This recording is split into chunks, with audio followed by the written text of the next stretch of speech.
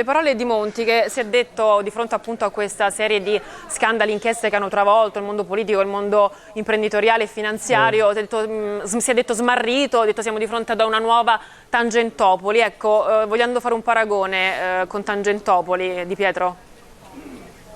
Prima di tutto smascheriamo Monti, questo sì, perché delle due l'una.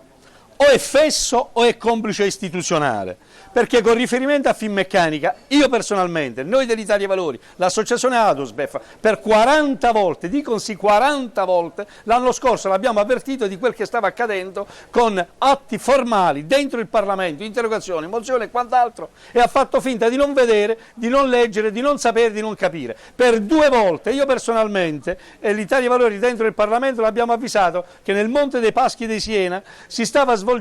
un'operazione che non aveva senso né capo né coda, si vendeva per qualche miliardo in più qualcosa che costava qualche miliardo in meno e lo invitavamo a prendere posizione e lui manco ci ha risposto, ha fatto finta di non sentire, di non capire, delle due l'una, o è fesso o è complice istituzionale, nell'uno e nell'altro caso. L'ultima cosa che doveva dire Monti è la stupidaggine che ha detto ieri, e cioè che finalmente tutte le cose che stanno scoprendo i magistrati è dovuto al fatto che è andato lui al governo. E con il rinnovamento che ha fatto lui ha fatto saltare il tappo, ha detto, sì.